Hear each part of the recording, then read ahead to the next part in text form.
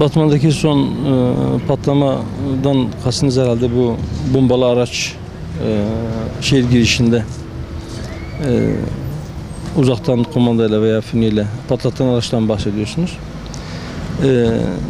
Hem bu olay hem dün Slopi ile Habur arasında benzer bir araç, bomba yüklü bir araç patlatıldı.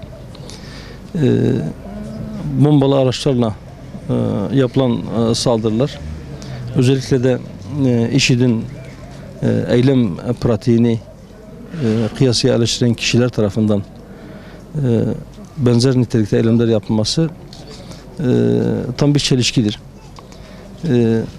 O esnada orada kimlerin bulunacağı, kimlerin bu eylemden etkileneceği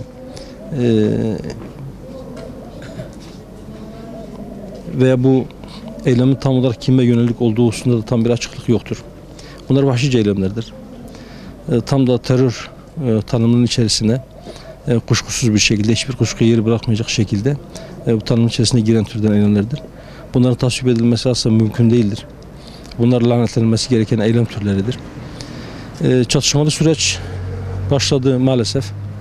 20 Temmuz'dan bu yana 25 gündür her gün olay haberleri geliyor, her gün cenazeler geliyor, her gün ölüm haberleri geliyor. Bu memleket bunu hak etmiyor. Bu eylemlere başvuranlar belki kendilerine siyaseten yeni bir alan açma niyetiyle veya ellerini güçlendirme niyetiyle böyle bir şeye yeltendiler, böyle bir şeye giriştiler. Özellikle de Kürtler adına bunu yaptıklarını iddia ediyorlar. Şurası muhakkak ki bu tür eylemlerden ve yeni bir çatışmalı sürece girmekten en büyük zararı Kürtler görüyor. Bu yol değildir. Şiddet, silah, bombalı saldırılar hak arama yöntemi değildir. Arkasından peş peşe fıkra gibi özellik ilanları veya öz yönetim ilanları gelmeye başladı.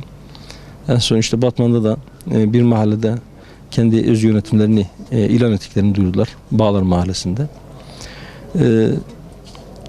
Daha önce kırsalda askerle çatışmaya girenler herhalde bu aşamada bu gücü yeterince kendilerinde görmüyor olacaklar ki bu sefer sokaklarda çocuk yaştaki insanları, Kürtlerin evlatlarını askerin ve polisin önüne sürerek onları mümkünse öldürterek cenazelerin üzerinden siyaset yapmaya, kendilerine yeni alanlar açmaya çalışıyorlar.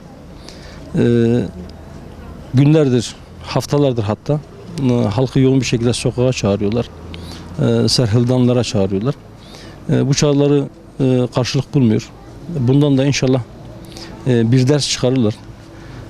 Ve HDP'ye verilen %13'lük oyun PKK'nın eylem tarzına ve ideolojisine verilen bir destek anlamında olmadığını da umarım onlar da anlamışlardır. 7 Haziran seçimlerinden hemen sonra da biz aslında şöyle demiştik. Ufukta bir erken seçim var.